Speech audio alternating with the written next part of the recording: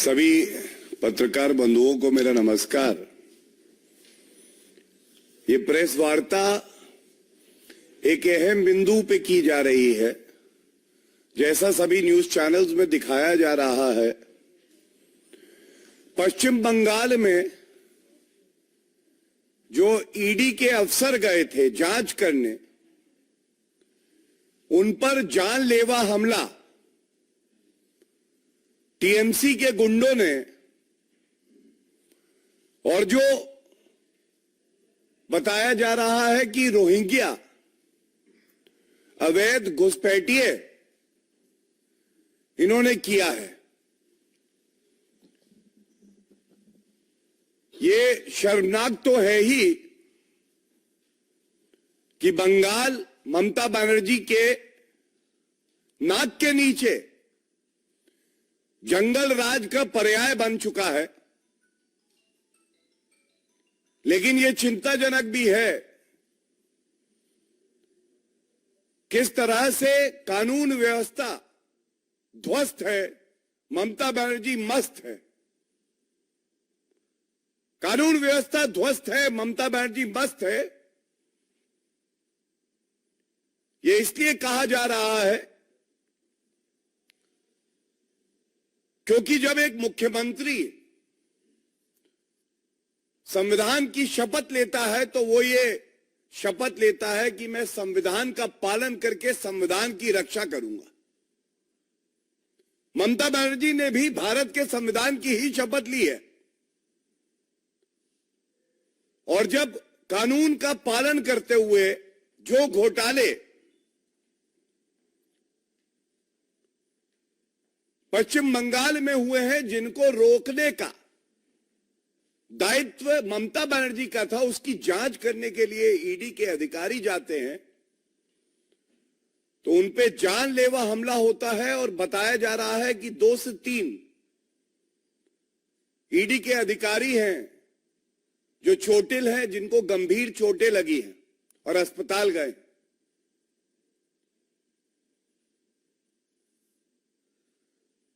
ममता बनर्जी का एक इतिहास रहा है, और तथ्यों के आधार पर मैं आपको बताता हूं। याद करिए, 2 मई 2021 पश्चिम बंगाल के विधानसभा चुनाव के परिणाम आ रहे थे। ऐसी हिंसा हुई, हत्याएं हुई, बलात्कार हुए, घर जलाए गए, क्योंकि जितने गुंडे हैं उनको यह बात पता है कि हमें डरने की आवश्यकता नहीं है। हमें मुख्यमंत्री ममता बनर्जी का संरक्षण प्राप्त है। और मैं ये कहता हूं आज इस मंच से, और बड़ी जिम्मेदारी से कहता हूं,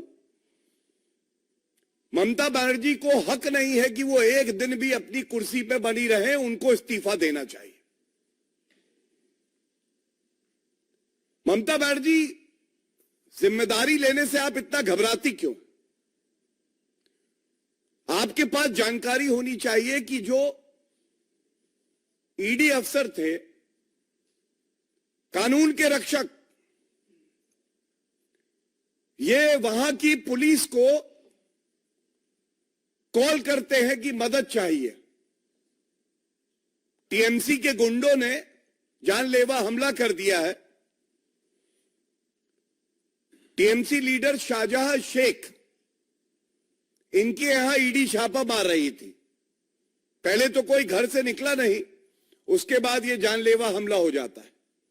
आप सोचिए कितना चिंताजनक है। पुलिस ने ईडी के अफसरों से बात करने से मना कर दिया। तो मैं ये कहूंगा, शाहजहां शेख, मामला तो शाहजहां शेख का है, पर शह किसकी है? ये शेखी किसकी है कि मैं कानून से ऊपर हूं? ये तो अराजक ममता बनर्जी की ही है। और ममता बनर्जी, आपको ये गलतफहमी हो गई है कि जो कानून के रक्षक हैं, जो ईमानदार अफसर अपना कार्य करेंगे, उनको आपके गुंडे पीटेंगे। तो मैं आपको ये बता दूं इस मंच से, कानून का जब डंडा चलेगा तो ये जितने गुंडे हैं ना, इनको नानी याद आ जाएगी, इनको आप बचा नहीं पाएंगे। ये लड़ाई कानून के डंडे और ममता के गुंडों के बीच में है, और जीत हमेशा कानून की होती है, वर्दी की होती है। हमारे जो अफसर ईमानदारी से अपना कार्य कर रहे हैं, उनकी होती है, और इस बार भी उन्हीं की जीत होगी।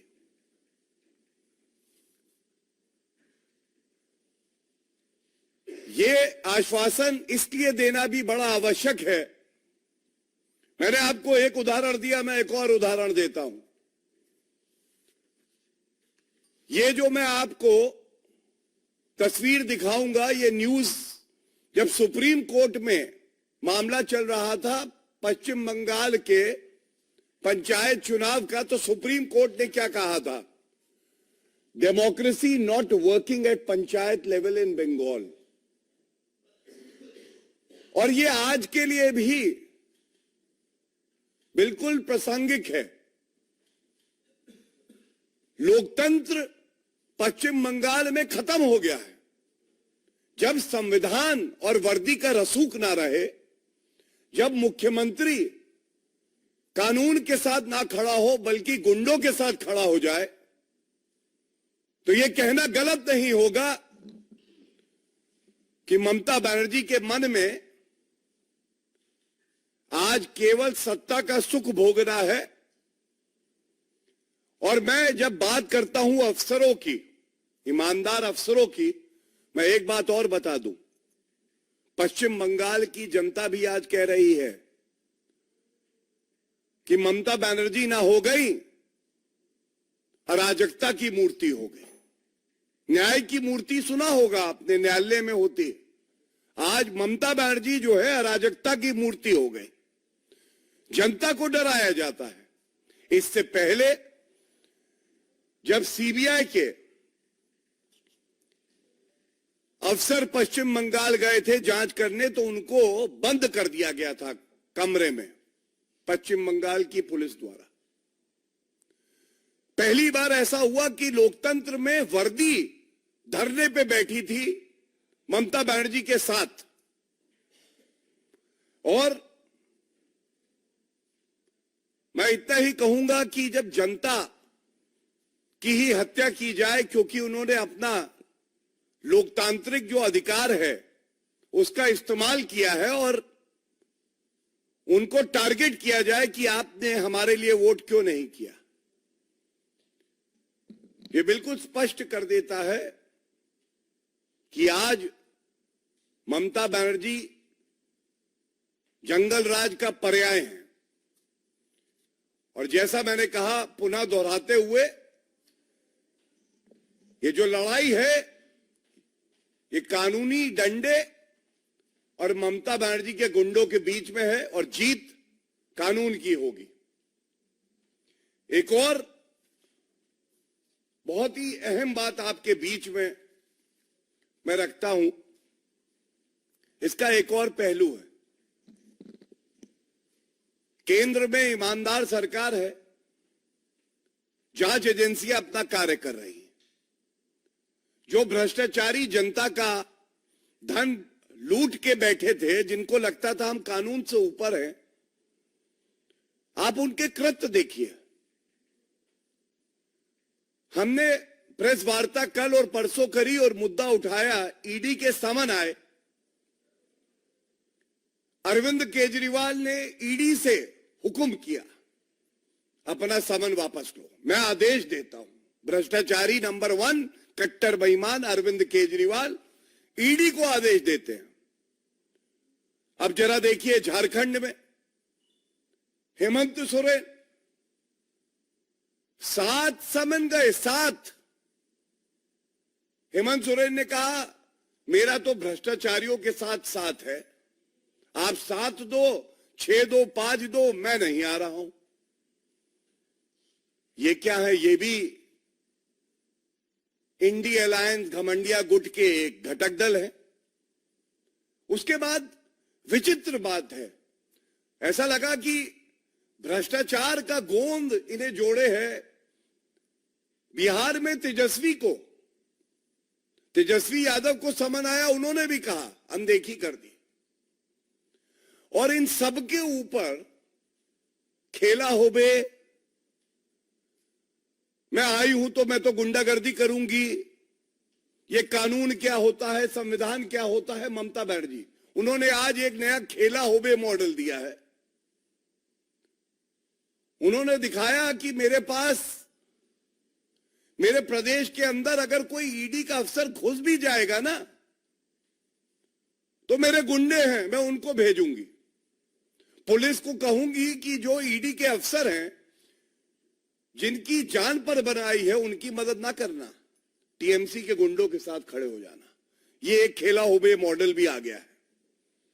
और मैं एक बात और कहूंगा, बड़ी जिम्मेदारी से कहूंगा, देश की जनता, पश्चिम बंगाल की जनता बहुत समझदार है, वो सब देख रही है।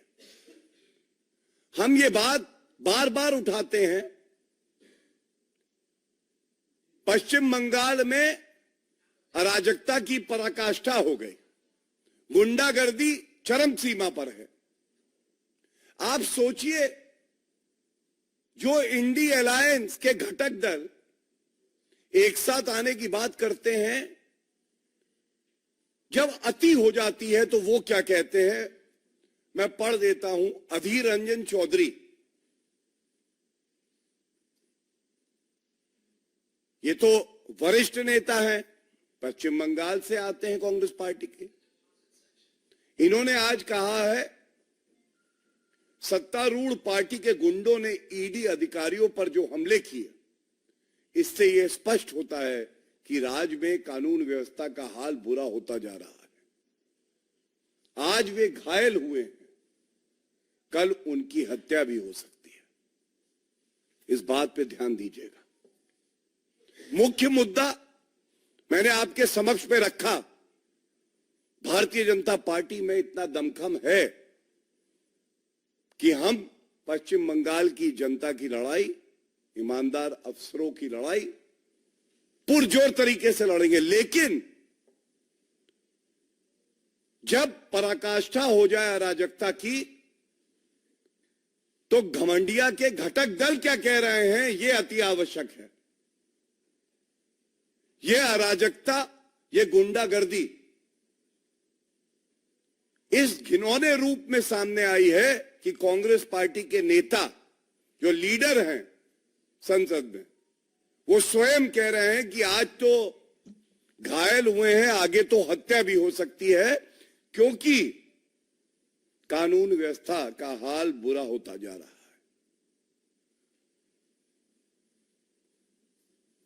ये साफ दर्शाता है, ममता बनर्जी को कोई हक नहीं है कि एक दिन भी वो कुर्सी पर रहे। मुख्यमंत्री पद से इस्तीफा दे, जनता से माफी मांगे, और जो ईमानदार अफसर हैं जिन पे ये हमला हुआ, उनसे माफी मांगनी चाहिए ममता बनर्जी को। और अगर वो ऐसा नहीं करती हैं, मैं समझता हूं कि जनता देख रही है, ऐसी चोट पड़ेगी लोकतंत्र में वोट की कि राजनीति भूल जाएंगी। बहुत बहुत धन्यवाद। कोई प्रश्न होंगे इस बिंदु पे? देखिए, मैंने आपके समक्ष तथ्य रखे और बिंदुवार तरीके से आपको बताया कि अभी हमारी क्या मांग है। मैं समझता हूं कि मुख्यमंत्री को सबसे पहले तो इस्तीफा दे देना चाहिए, और ये उम्मीद भी करता हूं कि वो हर उस अफसर से जिस पे हमला हुआ है, जिसको गंभीर चोटें लगी हैं, उनसे माफी मांगेंगी। इतनी उम्मीद हम जरूर रखते हैं।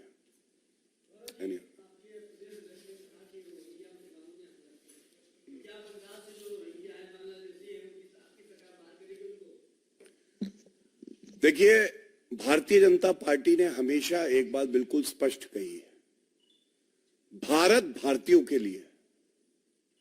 कोई अवैध घुसपैठिया जब हमारे भारत में रहता है तो पहली बात तो उसे भारत की भूमि से, भारत के हित से कोई लगाव नहीं है। दूसरी बात, वो भारतीय का हक मारता है।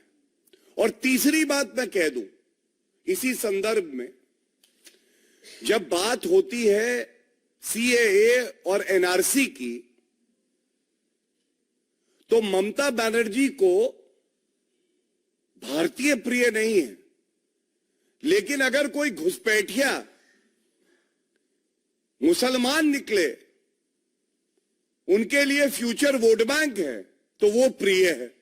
और इसीलिए उन्होंने कहा था कि अगर लागू हुआ सीएए तो गृह युद्ध हो जाएगा। और मैं समझता हूं आज जो तथ्य मैंने आपके सामने प्रस्तुत किए हैं, ये बात स्पष्ट हो जाती है कि कोई भी अवैध घुसपैठिया ना कभी भारत का सगा था, ना है और ना होगा। और वो देश के लिए खतरा है। देश में एक कानून है, वो कानून सब पर बराबर लागू होगा।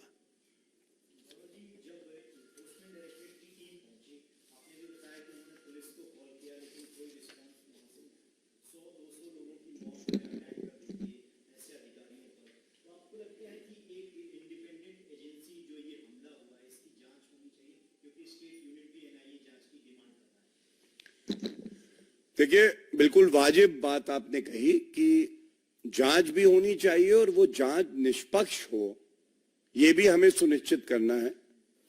और जैसा भारतीय जनता पार्टी की प्रदेश इकाई ने भी एक मांग उठाई है, वो मांग वाजिब है। तमाम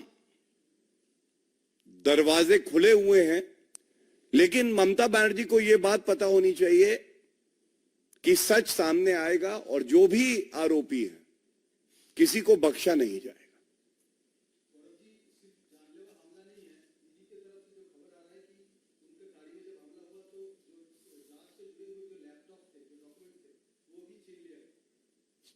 नहीं, देखिए, सबसे पहले तो किसी ईमानदार अफसर की जान से बढ़ के कुछ भी नहीं है। लेकिन आपने जो बात कही, बहुत अच्छी एक बात आपने प्रस्तुत करी। ये ईडी के लैपटॉप छीने क्यों गए हैं? छीने इसलिए गए हैं कि जो साक्ष्य इकट्ठे हुए, जो विटनेसेस हैं, उनके स्टेटमेंट्स हैं, एविडेंस है, कहीं इससे ममता बनर्जी की जो भ्रष्टाचारी नीतियां हैं, जो उनके नेता घोटाले करते हैं, उसका सच ना उजागर हो जाए, तभी ऐसा होता है।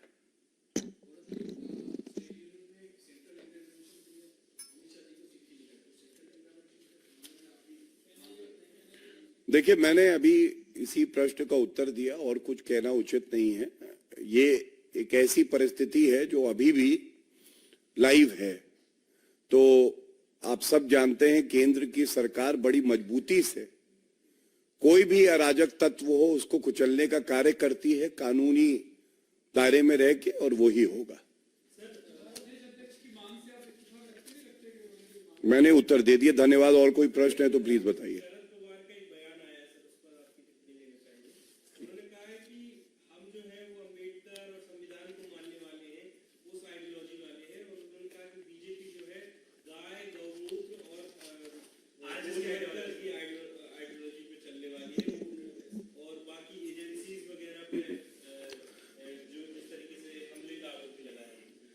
देखिए, बहुत ही वरिष्ठ नेता हैं, लेकिन इतना जरूर कहूंगा, थोड़ा संविधान पढ़े हैं। संविधान में ही लिखा है जो गाय है उसको कैसे बचाना भी है, और वो हमारे समाज के लिए हितकारी है। और ये बात जरूर कहूंगा कि अब तो लोकसभा के चुनाव आ ही गए हैं, जल्द ही पता चल जाएगा। लोगों की आस्था श्री नरेंद्र मोदी जी में है और नरेंद्र मोदी जी की आस्था संविधान में है। संविधान को कुचलने का कार्य, तार तार करने का कार्य कोई करता है तो वो घमंडिया के जो घटक दल हैं वो करते हैं। और ये किसी से छुपा नहीं है, ये जो प्रेस कॉन्फ्रेंस है ये भी इसी बात का उदाहरण है। धन्यवाद, थैंक यू।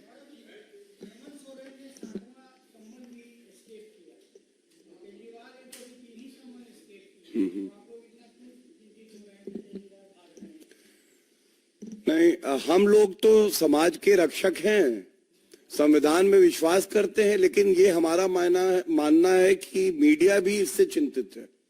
चिंतित इसलिए है कि चौथा स्तंभ आप हैं, और अगर आपको इस बात की चिंता नहीं है तो ये चिंताजनक है। धन्यवाद।